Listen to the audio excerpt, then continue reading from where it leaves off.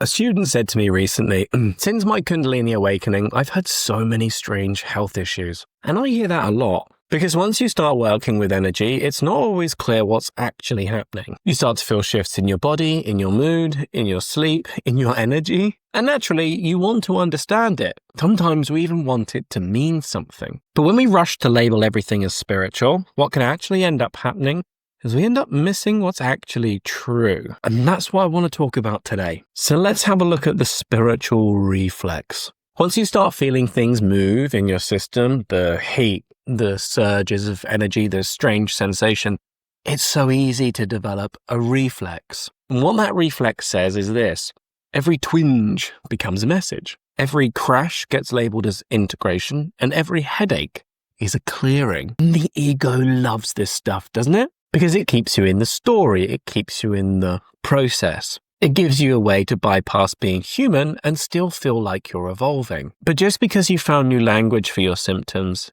doesn't mean that you've found the truth. So let's have a look at the cost of that spiritual reflex. See, the problem isn't having symptoms. It's what we do with them. See, I hear people all the time spiritualizing these things and describing problems like fatigue, brain fog, gut problems, and assuming it's all part of their Kundalini process.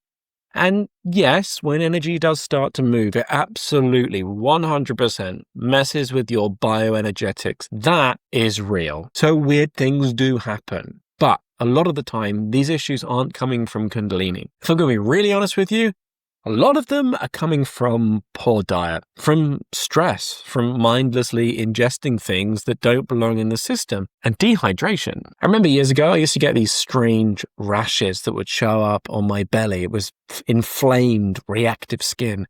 And I just assumed it was a detox, some kind of clearing. But eventually I traced it back to the bread that I was eating. It was full of bleached flour and additives. And the truth is, that's pretty much all I was eating at that time. Like just sandwiches, no real nutrition. And yeah, that kind of depletion messes with your gut. See, science is now showing us that when you don't get enough fiber in your diet, the bacteria in your gut actually starts eating through your gut lining, the mucosal layer there. And that's the mucus that protects you. So once that barrier's gone, bits of undigested food start leaking directly into your bloodstream. And your immune system, well, it freaks out because food isn't meant to be in your blood, obviously. That's where autoimmunity starts. And I think a lot of the autoimmune problems we're seeing today aren't from energy activation at all. They're from diets that aren't feeding the body what it needs to stay protected. But instead of seeing that, we keep blaming the symptoms on spiritual upgrades. And this is really dangerous because then we miss the chance to actually heal our bodies. Because for healing to be whole, it has to be real. It has to touch every layer of our life. And that, of course, includes the physical layer. Anything that rejects the physical body, anything that bypasses the physical experience is not and cannot ever be spiritual. If your version of awakening ignores the body, it's not awakening. It's avoidance in spiritual robes.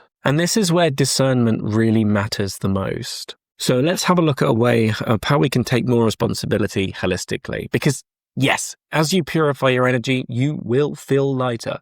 And yes, many teachings say that Kundalini will heal the body. And in a sense, that is true because energy is the foundation of everything. As your energy clears, it naturally impacts your emotional state, your mental state, your patterns, and yes, your physical body too. But here's what most people on the internet aren't telling you. That purified energy can still be dimmed by what you feed it.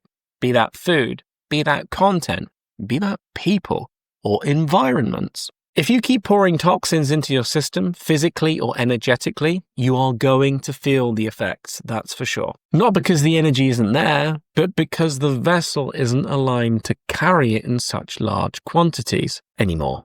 So this path doesn't just ask that you awaken, it asks that you take responsibility for the physical, to become conscious of what you're digesting, not just through your mouth, but through your mind, through your attention, through your presence, through your awareness, through your TikTok feed. Energy is the foundation. But if you're not paying attention to what you're putting into your system physically or energetically, you are going to feel the effects. You might call it karma.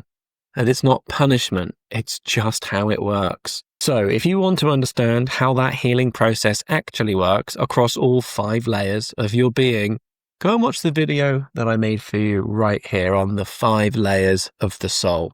It'll help you see where your symptoms fit in and what real integration actually looks like. So if you've got a minute and you're interested, you can check that one out right there.